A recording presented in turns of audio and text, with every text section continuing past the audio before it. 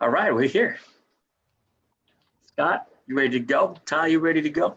Ladies and gentlemen, here we are once again at the lab, and we have a good friend, Scott Proposki. Did I pronounce that right? Perfect. All right, perfect, because you know the Spanish we usually can't pronounce anything very well. And he's the author of the book Camera Focus, which is a very interesting concept for a book. And we're just privileged to have him here. We have our partners Drew Swirsky and Tyler Holloway. Yo. In the house is usually my three amigos, or my two amigos, because it's three of us. I can't count either. But Scott, welcome Dos. to that. Eric, dos. Dos. Yeah, dos. Uno, dos. Tres. So there's actually cuatro of us here on the screen. So Scott, welcome to the lab. And just tell us a little bit about you, man. Where are you at? All the good stuff. Yeah, thanks for having me. It's pretty cool. What I really get out of this is side conversations that we have, that I get to know people, and everybody seems like we're all fast friends, right? We're all fast friends. If I talk long enough and I have, you'll probably figure out where I'm from, but I'm from outside of Boston, Massachusetts. As we were just chatting offline about Tom Brady and the New England Patriots. The who? The who? The who? Well, that's what we say now, because he's with Tampa Bay, so we say the who. Yeah. But the Patriots were one of my target sports just a moment ago. But the Patriots was one of my key clients in my photography business, and talk about focus. Like him or hate him, Tom Brady, I'm just amazed by his focus. Right? No, absolutely. Nothing else matters. If you ever watch one of his games, there's a minute left in the game. He is not thinking about anything else. Time is not in the equation. He's thinking of one thing: how to throw that ball and how to throw that ball good. And if we could do that in our own lives and didn't have those distractions and be so focused as Tom Brady, imagine where we'd all be. We're at work all day. If you got to think about Tom Brady, right? I have something called focus days, buffer days, and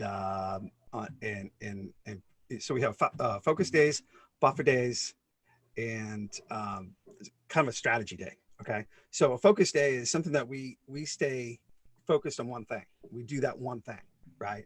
So Tom Brady only has like 12 focus days a year. It's game day, right? That's all he has to focus on, 12 days.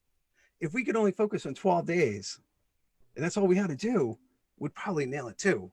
But we don't. We work, 5 days a week or more, and we get distracted because we can't have total concentration of focus, right?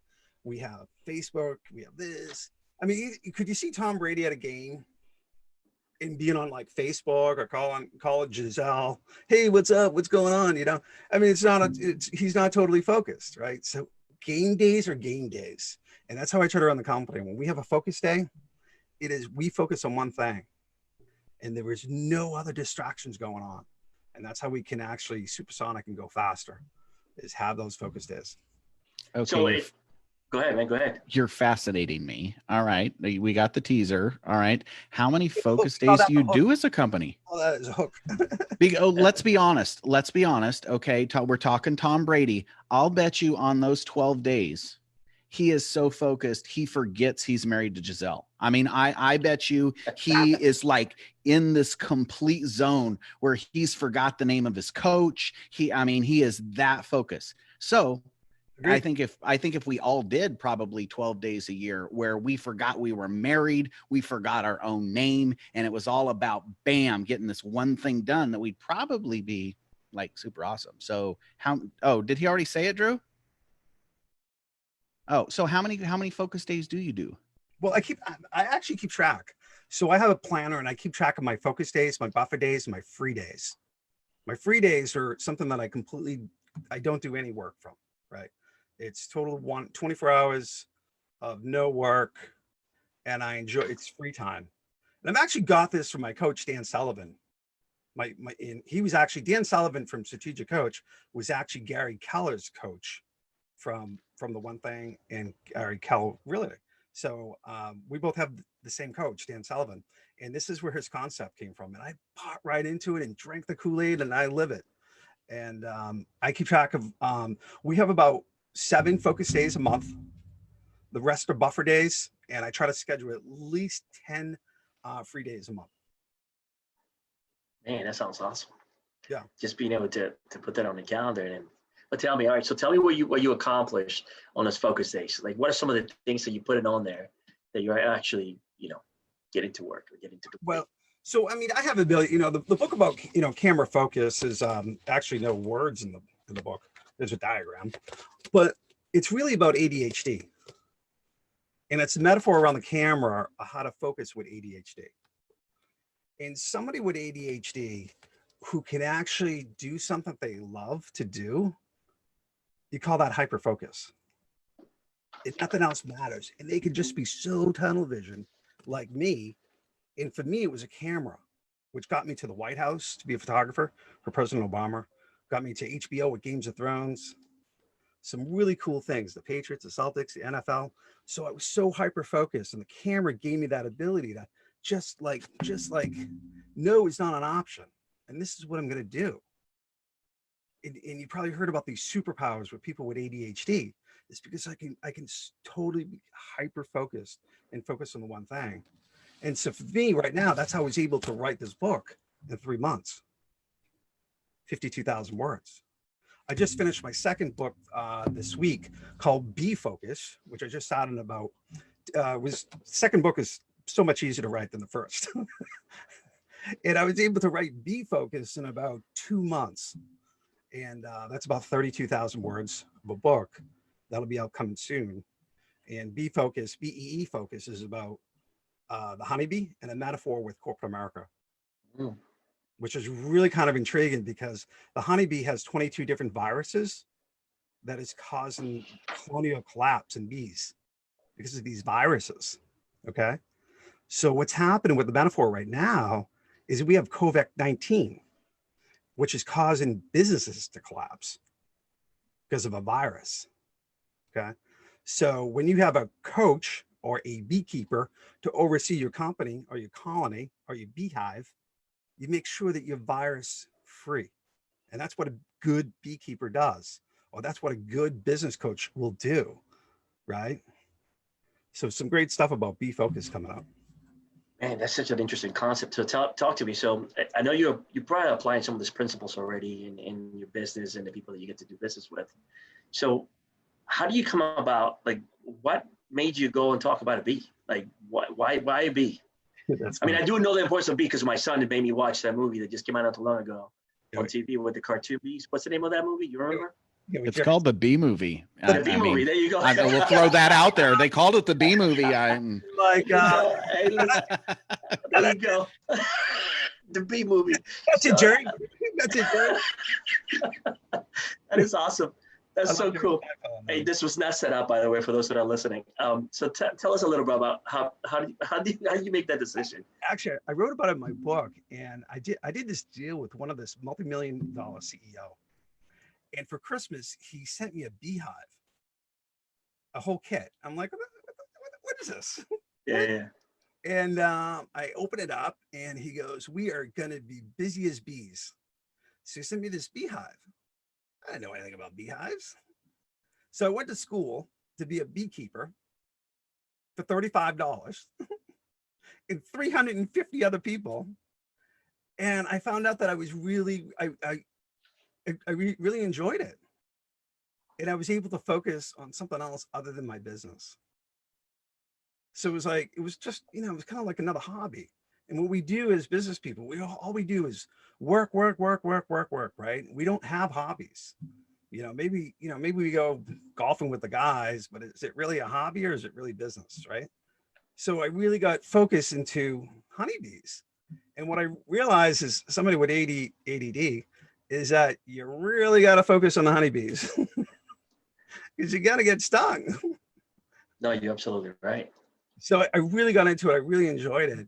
And this is where I came up with this concept of this metaphor of, each bee has their own job to do. And if we all in our company and our team all do our one thing, our hive will thrive, or our company will thrive, and we'll have honey, or we'll have money, right? It kind of rhymes. Let's go. Honey, bunny. All right, that's awesome. So Drew, I see what's going on, man. What are you thinking about? Because I know you're moving Drew's head right now. He's thinking about something. Yeah, you got something, man? So I was trying to take notes, man, and I know some great notes, right? Yeah, It's really cool stuff. You caught me off guard trying to write some of that stuff down.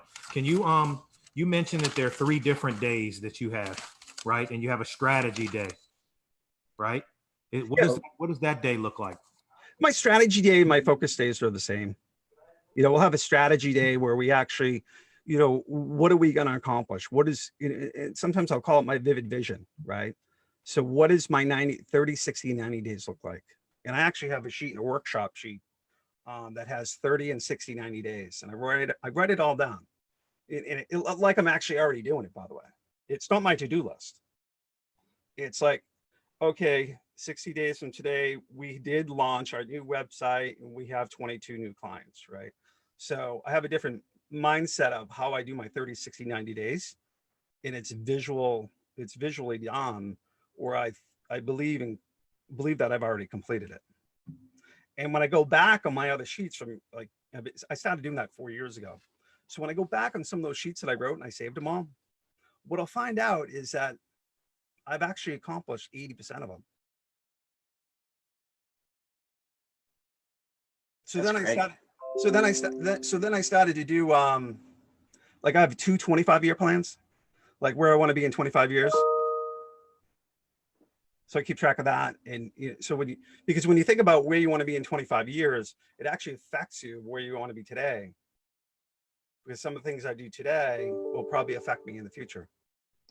Well, I mean, it's deep that you want to go as far as 25 years. I mean, because so many different things can happen in 5 to 8 years, 5 to 10 years. Yeah. Like, so to have, like this virus. Yeah, absolutely.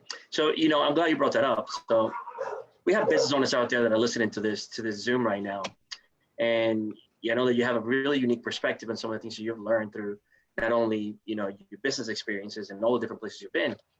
And what are some of the things that, you actually have captured in the books, the 2 books that you've written, that business owners should be focusing on? What are some of those, I guess, clues that you want to share with us, if you were to share something with us?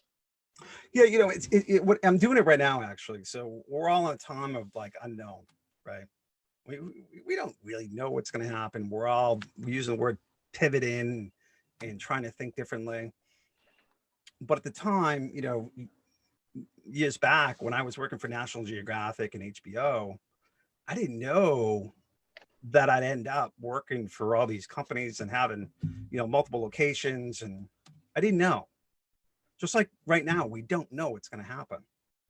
But the one thing that I always said, that if I could do it over again, not that I have any regrets, I enjoyed all the moments, but I would enjoy the moment and actually would be present at the time.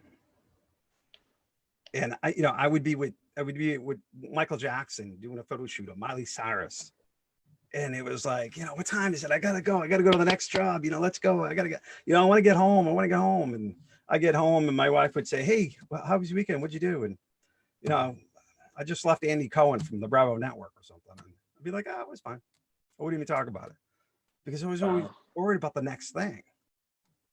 And right now I'm actually paying attention to what's happening to the world and how we're pivoting and how I'm changing my company. How I had an insight to write this book, and now I have an insight to help others with my coaching company. I don't know where it's going to go, but I'm a positive individual, but I'm enjoying the process. I'm enjoying the process of you and I, hey, Scott, get on this podcast, do this video. Like I enjoy this time. Think about it all day today about this one thing about being on a podcast with you guys and everybody else. But I'm present in the moment right now. I love that concept because so many of us are going at the speed of light, right? Technology and the distractions of, day to day. So just really being able to just be focused and purposeful about, just listening to what you just said. Not too many people really get to do that. And being present, requires to be present, with your friends. Like right now, we're having a conversation with your wife, your kids, relationships, there's all opportunities that most of us sometimes take for granted. So that's a great point. Yeah. Yeah, I had one of those word bracelets that I have. I took it off, and everybody, what's your one word? And everybody would say, to me, they'd say, "Oh, it's focus, right?" I said, "No, it's present." I want to be present.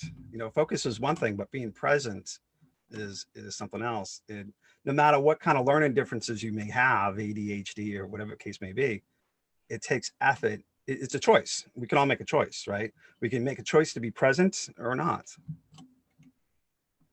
No, absolutely. Man, it makes me think of the whole thing about being interested and or being committed to something, right? Because some folks sometimes show interest and there's no real commitment. And once you have decided to actually be focused and committed to being there, that changes everything, right? It changes the perspective. It changes the things that you actually learn, listen, see, and experience. So that is definitely a great thing for business owners that are listening to this to take with them. How present out there?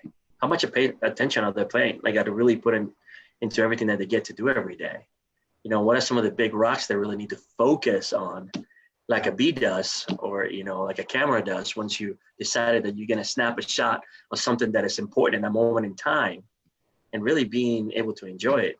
I mean, there's so much we could talk about just in those little concepts that you've shared with us. Ty, I see you, man. I see you. Hey, I just got one too. I don't want to be left out. Okay.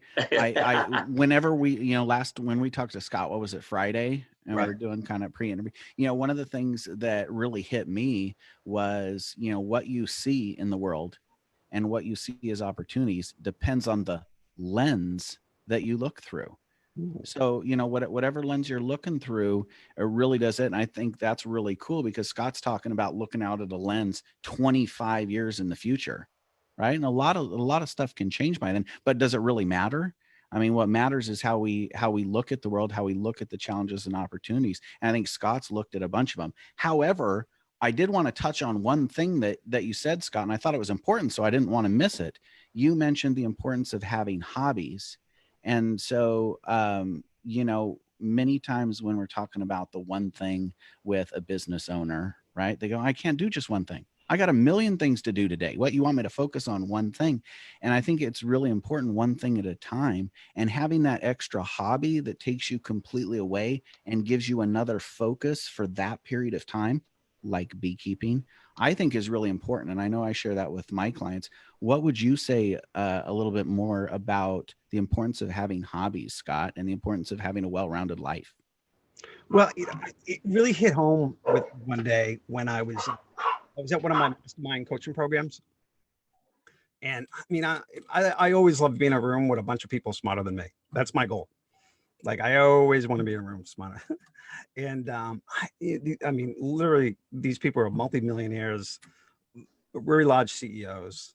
And I felt like the smallest guy in the room there. And Dan Sullivan was mentioned to somebody else that I was a beekeeper and that I had honeybees. And Dan, loved my honey. I gave him some honey. And Peter Diamandis and Joe Polish and a few other people came over, mastermind, people, and they're like, "What?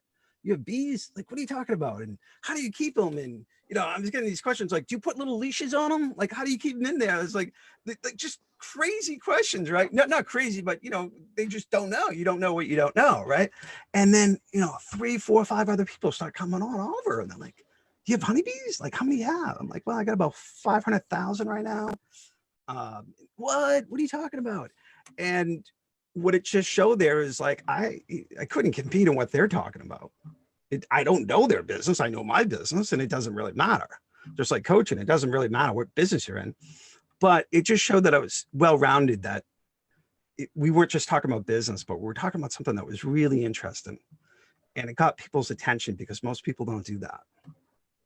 So that's what I liked about it. And you have to let that just sit down and marinate for a second, like a good thought, and a piece of steak before we throw it on the grill. I'm hungry for some reason. But all right, so when is the Bee book going to be published? Bee, I like. When will Bee Focus be published? Well, the manuscript's done. It's all written. We're working with the design cover and the cover of the book. Within the next 3 weeks, we'll be pre-selling it on focusinaminute.com, and you can pre-buy it. I'm working on my third book called Focus Forward. So you were talking about focus, and you already focused on the B after the B? Oh, I'm already on the next one. That's awesome, man. Yeah. I mean, that's like most businesses, right? I mean, you think about whatever business you're doing now, you're probably thinking 6 months in the future or a year on your business or your pipeline of your business, what's going on, what new products, right? My book is my products now. That's great. Now, let me ask you, are you working with a publisher, like, or someone that is, do you put your ideas all together and then have someone kind of, assemble all your ideas onto a book, or are you doing it all yourself? Well, one of my top clients is New York Times bestselling author. Boom. A huge leverage piece. Yeah. So So it's always good to know when people are in good places, right? I mean, that's what being part of this incredible human race is about. Associating yourselves with people that help you elevate basically helping one another.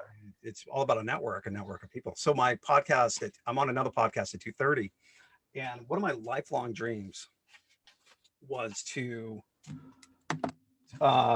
meet this guy that wrote this book called Driven to Distractions. It's by Nate Hathaway. This book has been the #1 selling book for 12 years on Amazon, on all about ADHD. And it was a dream to say, wow, if I could talk to this guy. Last week, he gave me a call. Hey, Scott, it's Nate. Hello, what? So Nate Hathaway called me. He found me. He goes, I'm so intrigued that you want to do a podcast together. And so we were just talking, and so that's happening today. And Nate's going to do a testimonial on my book, Be Focused, in my Camera Focus book. So to have his name, I mean, he's like, he's 70 years old. He's a doctor, helping people with ADHD. And his one cause is to make these conversations normalized, right? And which is my purpose. That was my purpose at Camera Focus, is to talk about ADHD in a way of to normalize the conversations, and how most entrepreneurs and business people that I meet, most would agree, have ADHD. Probably one of the reasons why I can relate to so many different people. They can have 25 different conversations and I'll be on top of all of them because I'm the same way. But I can't hyper-focus when it comes down to something that I really enjoy doing. And it needs to be known, because a lot of people, they don't want to tell other people they have ADHD. And I'll be at these workshops and they know my book's out there. And I'll get CEOs that of big companies that'll come over to me and go, hey, Scott, how much Adderall are you on? Yeah. Oh, goodness. You'd be amazed how many CEOs and people that I've talked to. And it's just, that's how we're programmed, and that's how we can do so many different things. And it's really a superpower. And it's just, for me, a lot of people can't keep track of all the stuff that I do and how fast I can pivot. So right now with COVID-19 and change, somebody with ADHD can thrive in it. We love change. We don't resist it. So giddy up. What's next? I know I was talking to my wife and to the fellas this morning, and this is just a prime opportunity for people that are, ready to adapt and overcome, to dive deep into it. I love new things. I love change to some extent. I love the fact of feeling uncomfortable. I think that's the military in us. Being able to pick up and go and see something new and meet new people, and see new geography, new tribes, and things like that. And at the same time, you still have to be focused, right? Because there's steps that are required for you to go from point A to point B. And if people's lives are at stake, which is the same concept that, same thing that you're doing, we're working with companies, you still have to be focused on each one of the steps to ensure that you don't leave anyone behind, right? It's the whole thing about everyone achieves more, as they work together and they're really present and doing their own little piece on the beehive, right? Making sure that everybody's getting the honey.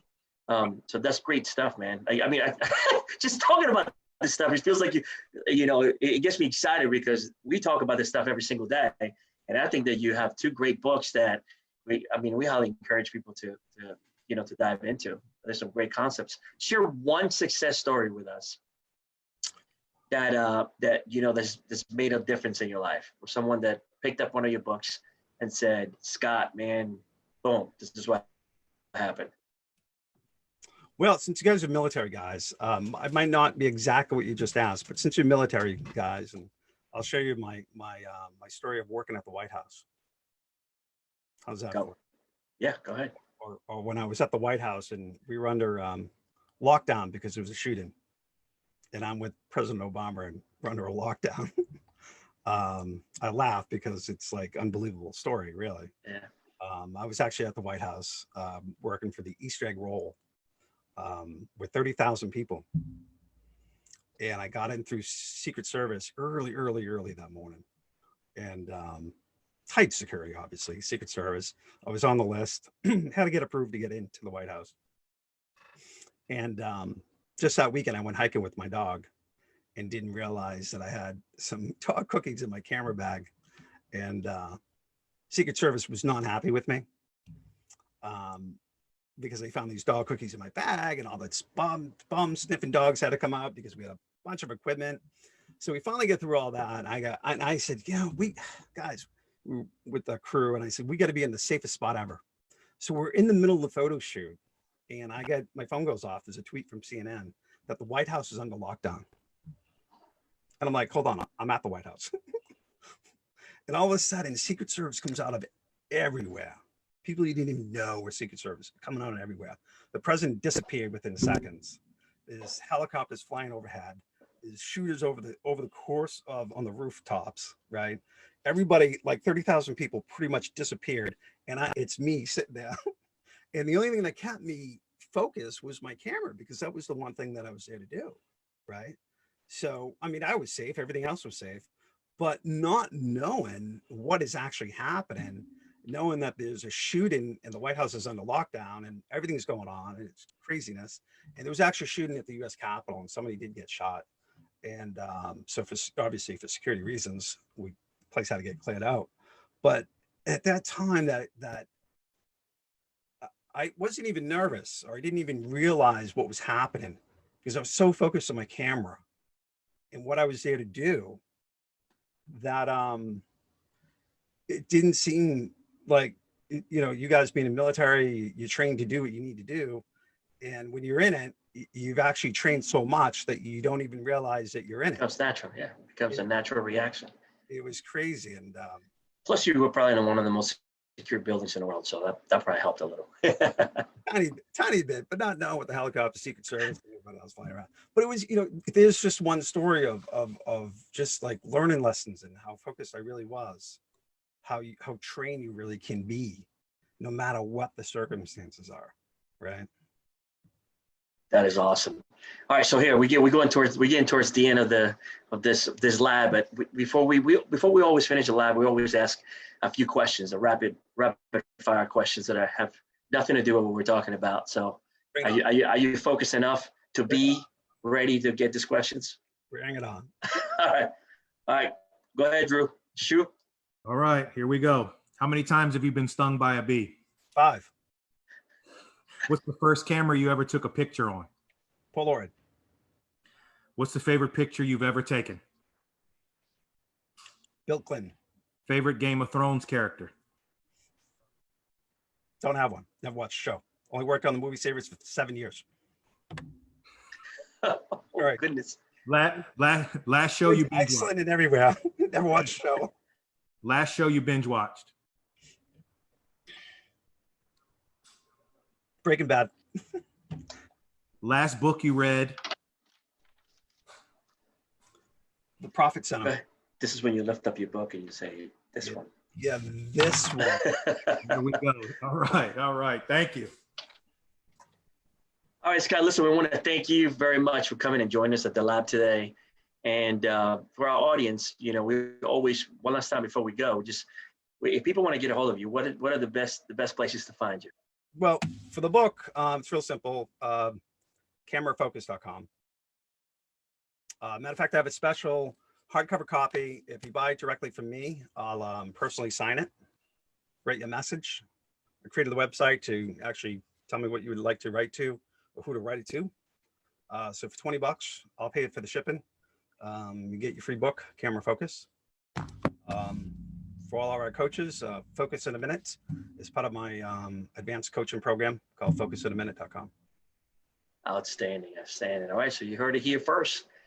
A good gentleman coming today and meeting us for this interview at the lab. We want to thank you once again on behalf of Drew Swirsky from the Elite Real Estate Group, Tyler Holloway with Productivity Coaching United, and yours truly, Eric Quadras from Maps Business Coaching. Thank you for joining us today. And go forth and do incredible things and continue to be focused on all the things that you're doing, man. You're making a difference in the world. I love it. All right, man. We'll talk to you soon. I appreciate it.